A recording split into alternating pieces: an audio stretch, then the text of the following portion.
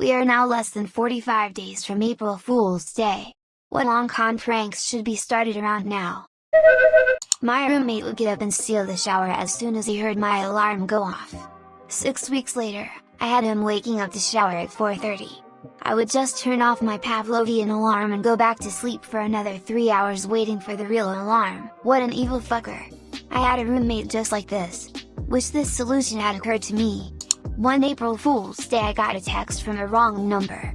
It happens, but he was nice, so we kept talking from time to time. His name was Jeff. Talked about video games, music. I feel like I made a really great friend. I told all my friends about it. Lasted a few weeks then stopped. Fast forward to the following April Fools and Jeff texted me. I was like, oh shit, what's up man? We texted a bit when finally my friends broke down and said, dude, Jeff has been us the whole time, we just forgot to tell you last year. Best part of this long con, forget and then bring it up next year so it hits them harder. Oh man, it made it all the more devastating. Don't know if you can pull this off, but it was of the funnier prank stories I heard on Click and Clack / Car Talk. Some guys worked with another guy who was obsessed with his car's gas mileage, so the co-workers slowly started adding gas to his tank without the owner knowing it. Like they'd add 2 cups a day for a week, then the next week, they'd add 3 cups a day, etc. Since the guy was so obsessed, he thought his car was getting better and better gas mileage and was bragging to everyone in the office. Then the guy slowly started to reverse the process. The guy freaked out, everyone laughed. I wish someone would play the prank on me. Who doesn't love free gas? Who loves getting gas removed from their car though? The nameplates at my office job have paper inserts with the cube dweller's name. I am going to print out a bunch of one person's name in smaller fonts, like increments of 0.25. I'm going to start replacing with smaller fonts each day starting March 1st. I know it's not super crazy, but should be fun. You'll get to unreadable with that increment change pretty quickly. Probs before April hits.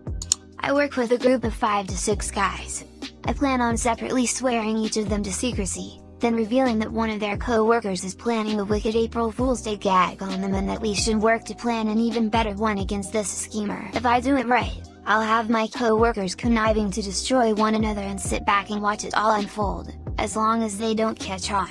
Edit, thank you for the gold. Let me also add that I'm a good sport and fully expect to fail at this. However, the epic one that would come from this actually working is a story I'll be able to tell forever.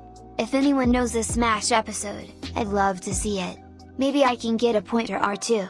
Lastly, I can't start too early or they'll figure it out for sure. I'm thinking 2 weeks might be ideal to start stirring up trouble. Make one of them steal another co-worker's shoes. Plaza edit, I'm getting a fuck trillion notifications of just the left shoe and I just wanna say that you guys are fucking evil people. Same as I do the rest of the year. Turn up at work and try to convince people I'm competent and hardworking. It's going to be hilarious when they eventually find out I'm neither. So my career is an April Fool's joke. My great-grandpa got his kids to start cracking hard-boiled eggs on their foreheads. Then, on April 1st, he gave my great-uncle a raw egg. Edit, thanks for the silver. My wife and son teamed up on me for this one a couple years ago. Drove me nuts. For weeks leading up to April 1st, one or the other would report that there was a leak in our bathroom. I'm the default handyman, so I'd check it out and sure enough, there'd be a mysterious puddle of water on the floor. Check the walls, ceiling, no moisture. Check the tub, the shower, no drips. Kept happening week after week, and I could not figure out what the hell was going on. April 1st comes, kid comes in and says, I figured it out. I found the leak. I follow him to the bathroom where he proudly points to one of these on the floor. Promote this kid to dad? Look at me. I'm the dad now. When I was in high school, I brought a bag of garlic-flavored jelly beans to school to prank my friends on April Fools. Instead, a classmate grabbed them out of my bag during group work. It was a school with under 100 students, so everyone knew I brought extra treats. And I hear some odd shouting from across the room. Said classmates then handed them off to our teacher to try, without saying why, and I unintentionally pranked my entire year.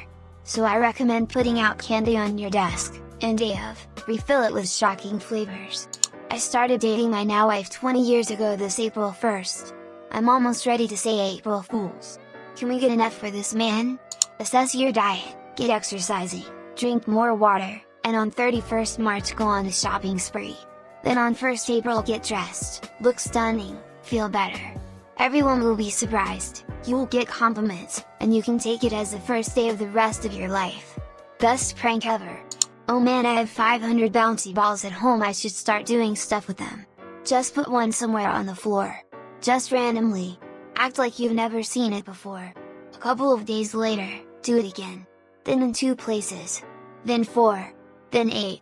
An invasion of the damn things. Bedside table. Office drawer. Driver's seat. Dishwasher. Shoe. On the curtain rail. Under the cushions. In the fridge. In the ice cream. By April Fools, this should be fucking everywhere, driving people mad. Edit. Alright, so I should have done the bloody maths. Start buying different light bulbs for every light in your house. If you've got soft light, buy the sunlight bulbs. If you've got the sunlight bulbs, go with the soft light bulbs. Install all of them overnight going into April Fool's Day. Act like nothing has changed.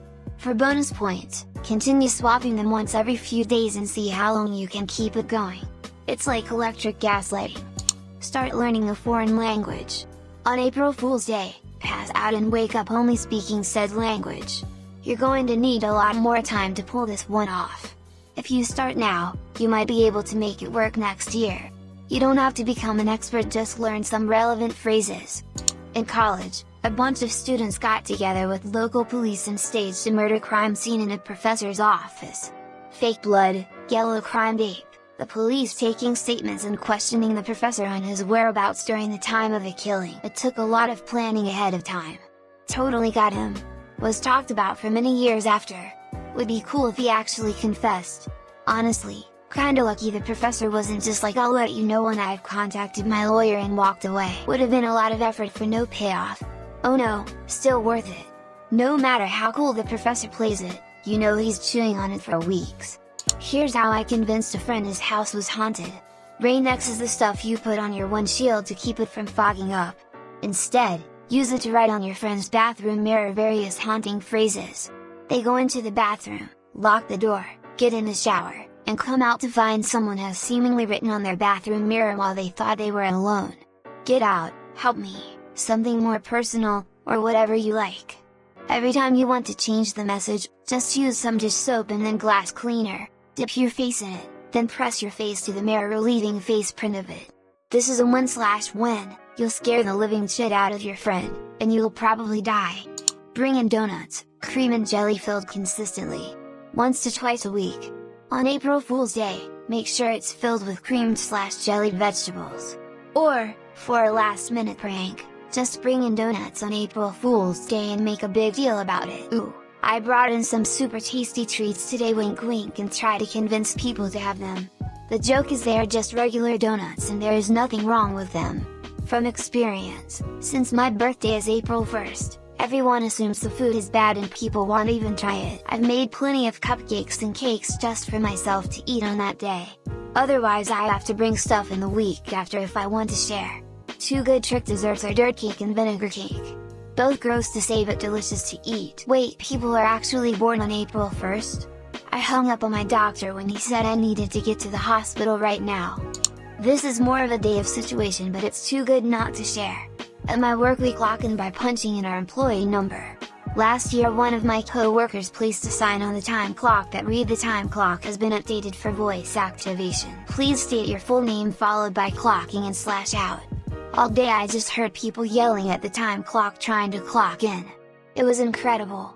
My manager wasn't on it too, so no one was made late because of it. Just good clean fun. This seems exactly like the office or Parks and Rec when they put a sign on the coffee machine that said voice activated. Leave a no keyboard on your desk, with the wire pushed down behind your desk. If anyone asks, tell them it wasn't working, so you have yours replaced, but that support will be by to pick it up. On April 1st, plug it into the computer in the cube beside you. When your coworker arrives, do random things, hold down the shift key while they type in their password. Lock their screen if they look away for just a moment. Hit caps lock while they're typing an email.